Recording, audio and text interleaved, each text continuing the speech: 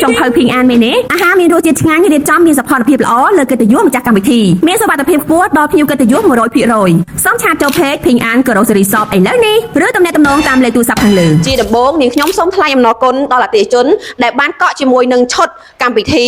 ដែលកក់ជាមួយនឹងលុយ 100% តែម្ដងដោយសារតែភិងអានយើងគឺតម្រូវឲ្យកក់ 100% ដើម្បីយើងងាយស្រួលក្នុងការរៀបចំជាពិសេសពេលគាត់ទទួលលុយកក់ភ្លាមគឺយើងចាប់ផ្ដើមរៀបចំជាមួយនឹងគ្រឿងទេសបួសសាច់បួសដែលមានគុណភាពដែលមានរសជាតិឆ្ងាញ់ដើម្បីយកទៅដាក់នៅក្នុងកម្មវិធីនៅទីក្រុងប៉ោយប៉ែត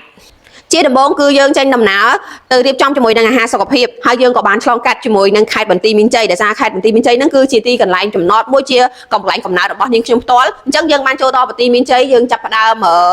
គិតរៀបចំជាមួយនឹងបន្លែដោយសារតែបងប្អូនអ្នកប៉ោយប៉ែតដឹងហើយថាបន្លែនៅបន្ទាយមានជ័យហ្នឹងគឺរសជាតិមិនហើយនៅបន្លែនៅស្រុកហ្នឹងគឺមានផ្សារមួយដែលគេហៅថាផ្សារហ៊ុយលេងនៅទីក្រុងស្រីសុផាន់យើងផ្ទាល់ដែលមានបន្លែច្រើនមុខមែនទែនសុទ្ធតែជា